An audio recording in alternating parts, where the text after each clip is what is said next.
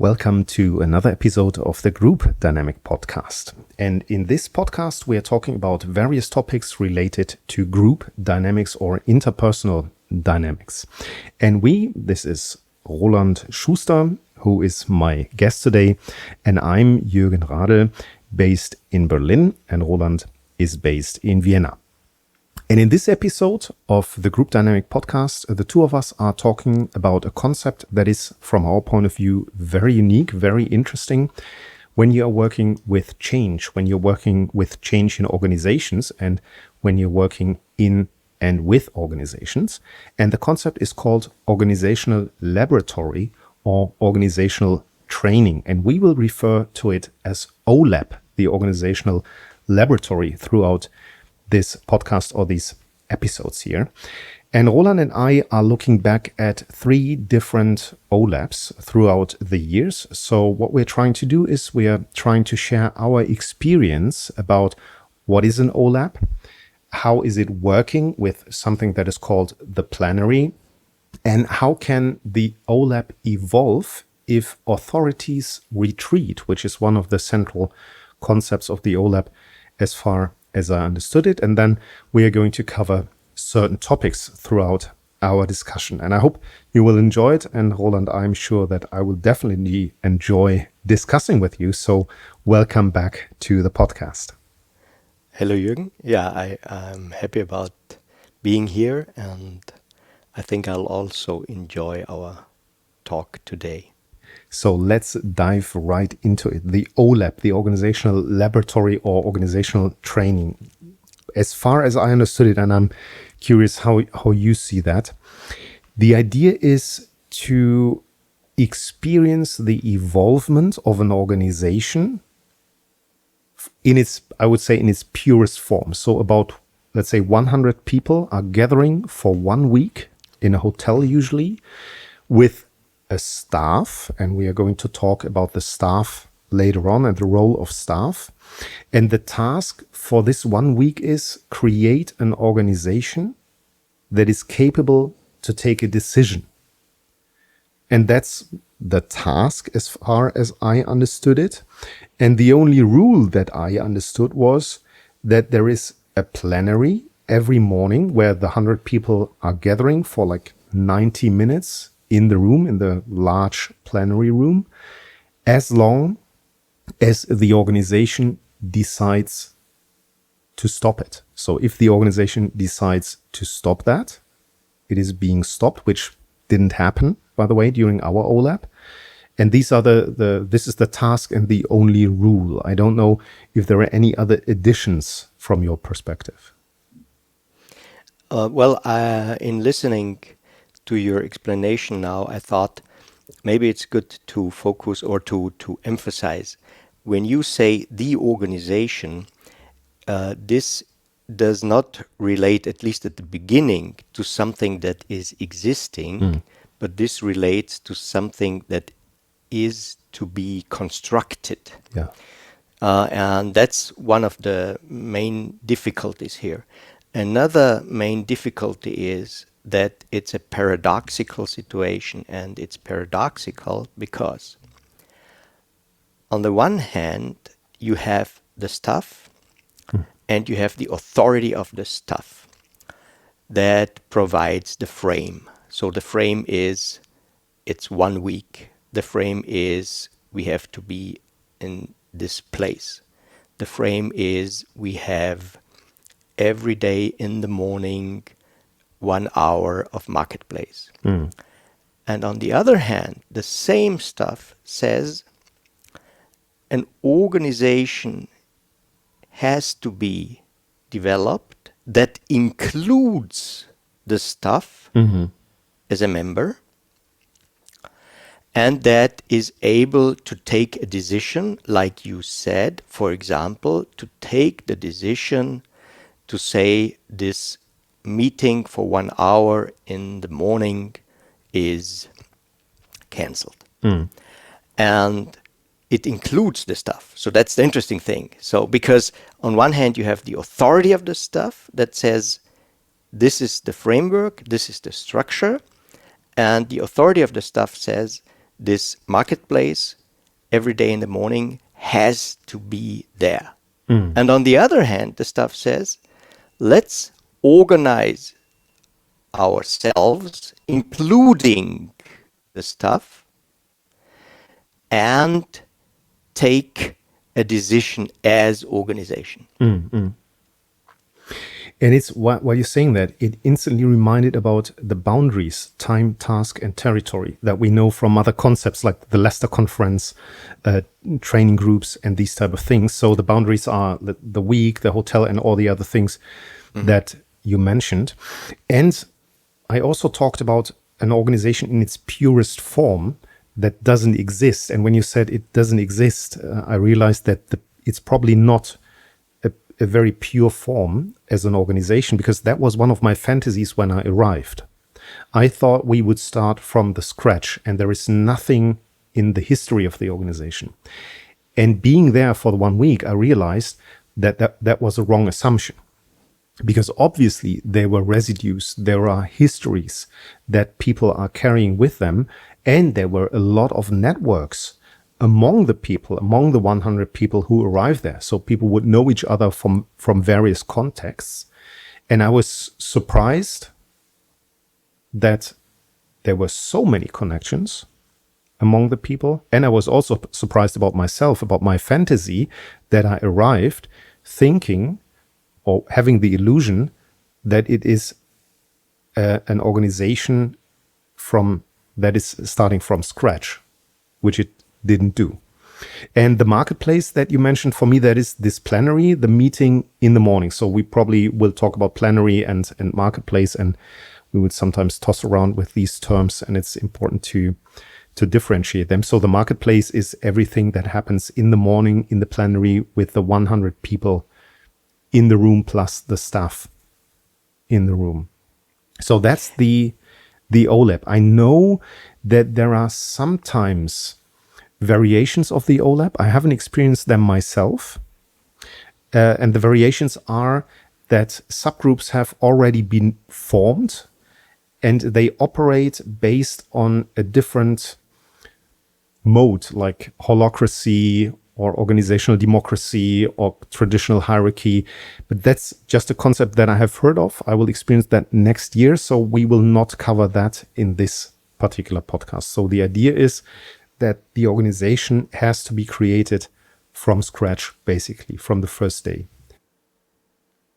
And I think the first day starts with the first meeting with the plenary. Let's talk a little bit about the plenary. So the 100 people, give or take, but not give or take. I think the number, Roland, is an important number.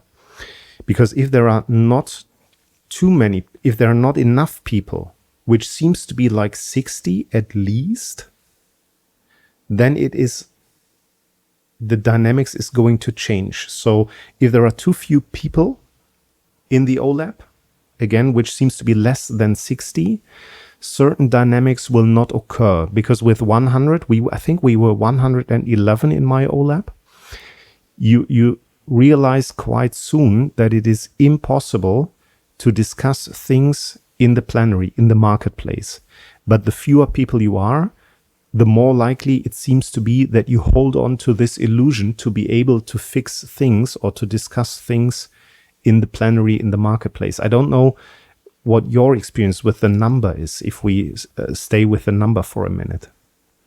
Well, I can say that all the OLABs I visited had roughly 75 to 90 participants. Okay.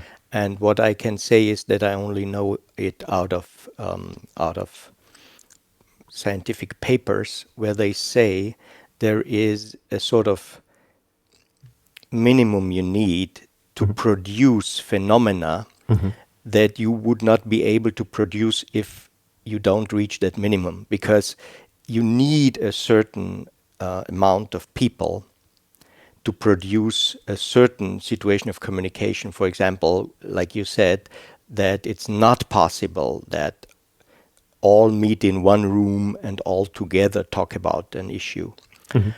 So it's an important thing to have the number, at least when the task is to learn something about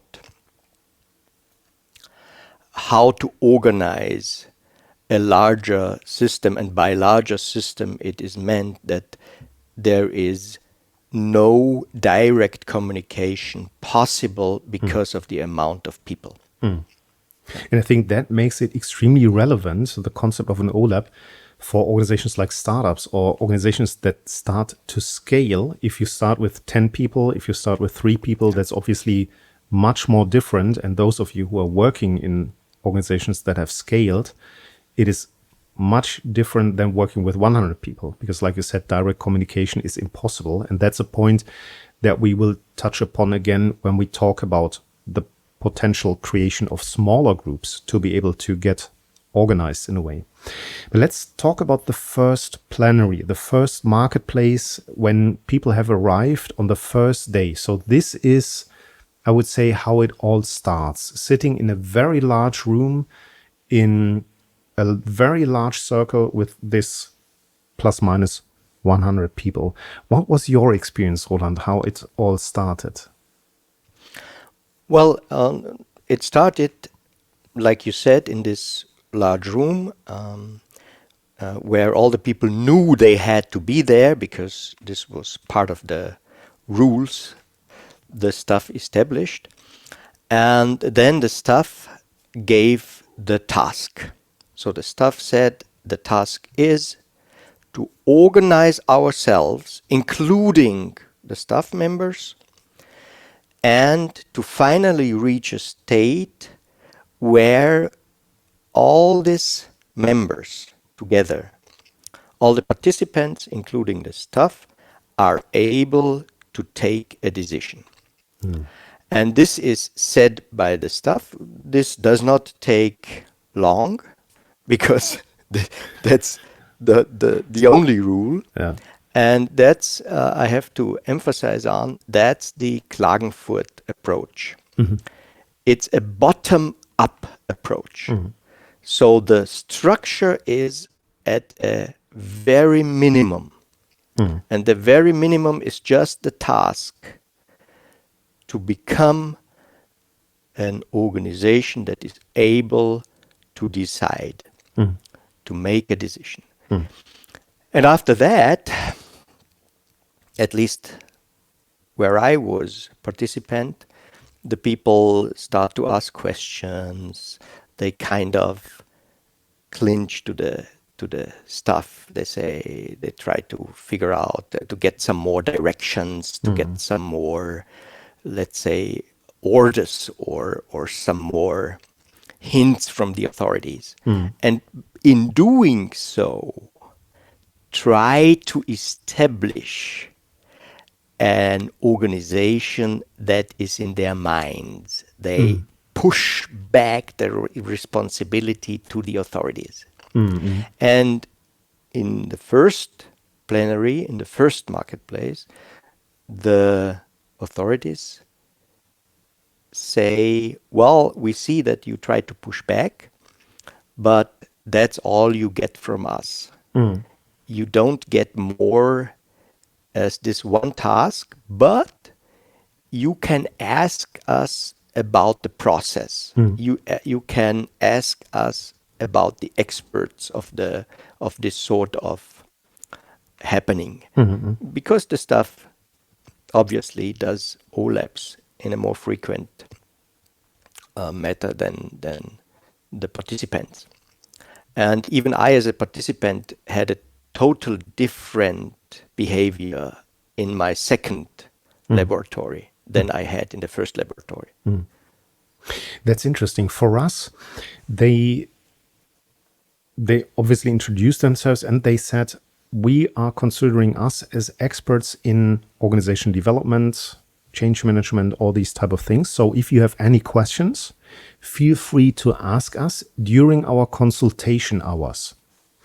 And then they put up a chart with their consultations hours and told us, where we could find them. And it was not like very short consultation hours, so they were basically accessible throughout the whole day, from very early on in the morning to very late in the evening. So anytime we would have a question, we could ask them, which we didn't do very often as a group, which was an interesting experience as well. So you have experts, but you're not using them. That's maybe one extreme. Or you have experts and you try to cling to them, which might be another extreme. And what I remember quite vividly is that they said, well, you know, all of you have, or a lot of you have a lot of experience in organizational development and how to change things. And a lot of you might have experience with agile approaches, Scrum, holacracy, however you would call them. And then they looked at us and said, whenever you think it makes sense to use them, feel free to do so. And then they completely retreated. So they didn't do a lot at that point in time, as far as I remember.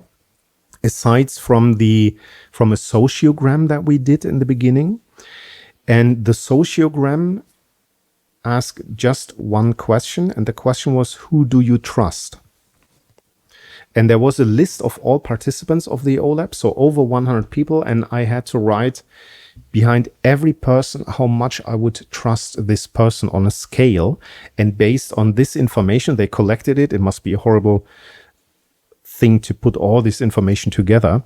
They created a sociogram that they showed us later on, which showed me again, and I mentioned that in the beginning, that there is a lot of history in the organization and that there are a lot of existing subgroups already in the organization, which probably led to a certain dynamic in it.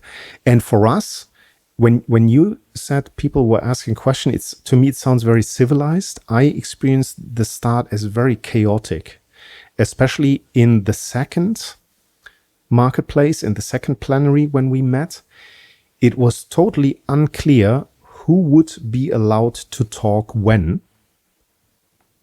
So someone tried to facilitate that process and got up in front of the plenary and said, I'm going to facilitate that if you allow me to do that. And the group didn't allow this person to facilitate. They basically yelled at him, and it was impossible for him to structure the discussion process. And then it was total chaos in my experience, because people started to raise their hands, try to create the norm. If you want to say something, raise your hand. But among 100 people, a lot of people are raising their hands, and the person in the front was incapable to say, okay, Roland was the first one, Jürgen was the second one, so Roland is talking as the first guy. So the second guy would be annoyed at a certain point of view and yelling, I'm raising my arm for like 10 minutes now it's my turn. And then everything collapsed again. So it was total chaos in the beginning, at least in my experience. Yeah, it was, well, I would say it was also chaos in my experience. And the interesting thing is, in listening to you, there are some things I would express differently. For example, I would not call it the organization has a history, because this, if you say it this way, you put the word organization up front, as if there is something you call organization already there. But I would say the history you're referring to is, for example, whether there are people that trust another more than they trust others. Yep. The history might be that there are several people that have already their second or third visit at the organizational laboratory. The history is the stuff that is probably more related to each other than anybody else in the participants' side. And so what you cannot get rid of is this sort of history that you carry with you, and everybody carries with him or her, that is how many people you know in a certain space, your sympathies or your antipathies and so forth. And then there is another history, you already mentioned it, whether you are, for example, for some reason, somebody who knows a great deal of holacracy, or whether you are somebody for some reason knows a great deal of strictly hierarchical order and so forth. This can also be by occupation. For example, I had an OLAB, an organizational training or OLAB with people from the military. So they obviously brought a lot of history in being very used to rather strictly hierarchical order than others. And so in bringing that with you, you have already something that I might call organization in the mind. And now you have the task. So you have an organization in mind that you bring with you. And then you have a task. And now, from my point of view, the chaotic thing starts by acting like you are used to act in an organization you are used to. So for example, you mentioned the raising of the hands. So who would raise the hands? Well, probably those people who are used to raise the hands. Why are they used to do that? Well, probably they are used to do that because in their systems where they are on an everyday basis, they do so. But the next problem is now they raise their hand in front of an authority that is not there, because they raise their hand for the authority they are used to have. But now the stuff creates this situation that they say, well, we are the authority, and as authority, we only give you this task and no more information content-wise. Regarding the content.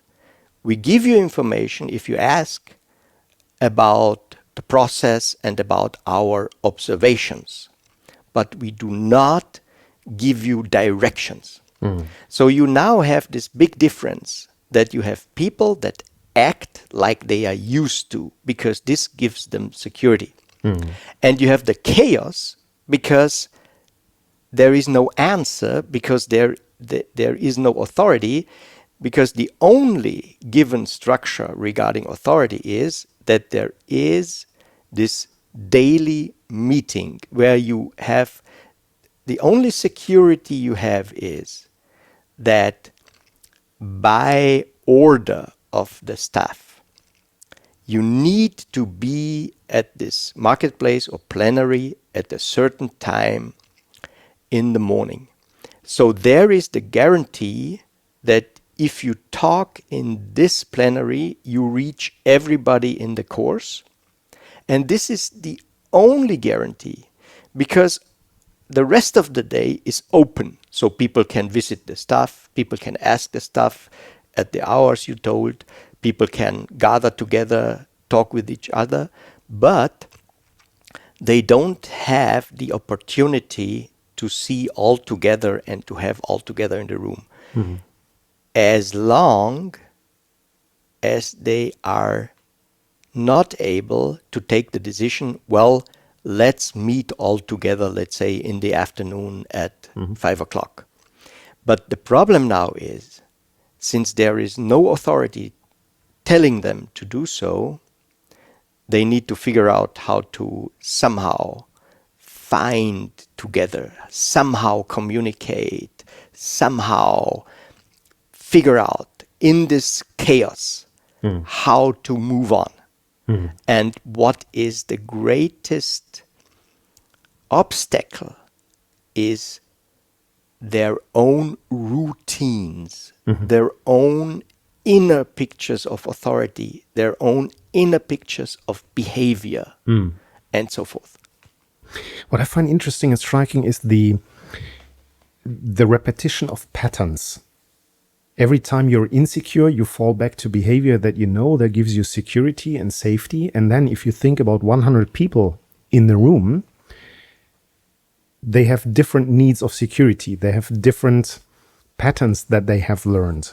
And they now come together and probably clash with each other. So you have to fundamentally discuss and establish these type of norms and agree what is the group norm, if that is helpful at all to establish a group norm, and how do you do that? So you have to start from the very beginning, which also would mean, from my point of view, to get rid of what you're used to get rid of what gives you safety. And that was quite an intense experience in the plenary, and it took a while to solve that. And our solution was, and I don't know if that is the general recommendation, but at least for us it worked. It is one way to deal with it, is to break up the plenary into smaller groups. But as I understood, that is just one possibility of many. Yeah, and the problem is there is no direction how to do. I mean, if you ask the staff give you advice and say, well, think about it. Yep. If you are all in a room, how difficult is it to talk to each other? So there might be a better idea in just gathering in smaller groups. Yep. But they don't say you have to do that. Yep. They just say, well, think about it, and maybe this would work out for you. Yep. So it's still the decision of the participant, however they want to do it. And I was at an OLAB where some of the participants decided to make a revolution. In the So beginning, they said- in the beginning, they did that. Right in the beginning. It was like on the second day of the whole of the OLAB. And they said, now we make a revolution. We are taking over power. The rules of the staff are no more rules for us. We wipe those rules from the table. We have a new rule. This is the leader, and we have a new time for meeting. So we meet now in the afternoon at this and that time, and our leader will talk to you and answer your questions. So they created a small group, and within the small group, they have had a designated leader. They had a designated leader and a designated deputy leader, and then they started the revolution. And they said, there's revolution. There is no more power at the staff. We're taking over all the power, and we wipe out this rule of marketplace or plenary, if you will, in the morning. And we set up a new plenary in the afternoon. This is what happened at one occasion. Yeah. So there you can see, because there is no direction, people are free to try whatever they like. And for some reason, who knows exactly why, I don't, and probably nobody knows exactly why, but for some reason, this group at that time had the idea of trying to make a revolution and try to get things moving by doing so. So you never know, because since there is no directive, since authority says, well, if you want to, you can do this and that, and as expert, we can say it might be easier to do it this and that way, but you're free to do whatever you like. Like you said, the staff said, well, if you are a specialist in holacracy, try holacracy. Well, if you're a specialist in whatever, try whatever. But they don't give clear directions what should be done. So what you have in the beginning is that people have different ideas, point of views, and different motivation. And so different things occur. And now you have the problem that the things occurring have to be somehow talked about, somehow decided about, and then it starts again from the beginning, because there is no direction. Everybody has to find directions, and not only to find directions, but also to decide how to move on in doing that finding. And one possibility would be to set up a system of representatives. But since there is no direction, it's only one possibility. And if other individuals or groups say, no, we are not interested in a system of representatives, well, who decides whether they are on board or not? You have to think about something to get those people on board. And since there is no direction, you have to talk to them to somehow convince them or whatever. Since you mentioned the revolution, I'm tempted to ask if the revolution was successful or not. But I'm not going to ask, because let's leave that as a cliffhanger towards the end of the podcast and probably solve the riddle if it is successful, if you start a revolution or not. But towards the end of this episode, I find it curious when you said the authorities do not give clear direction, which is something that I would expect from an authority and from a leader. So that is my pattern that I have learned somewhere. So if there is someone in charge and I don't know what to do, probably I'm expecting clear directions. And I remember that this could be one of the issues in the large group for the majority of, for a lot of the people, because if you ask the authority for clear direction, they don't give you clear direction, you start to push back against the authority because you don't like the authority that does not help you, which is, again, a sign for dependency on the authority for me. So I'm dependent on the authority. And if they don't help me, if they don't give me what I want them to give me, I reject them. And maybe the revolution is one way to show rejection towards the authority. And the second thing that came into my mind was the concept of scapegoating. If I'm not able to work well, whatever that means, I'm making the authorities responsible for my failure. So I don't have to deal with myself. I can tell them there is not enough instruction. It is not a very good design that they have set up. And it is very easy for me to project that onto them, which is probably something that happened during our OLAB as well. And maybe this is a good moment to wrap up the OLAB as a concept, which is something that we have covered in the beginning of this episode, and the start in the plenary with the marketplace.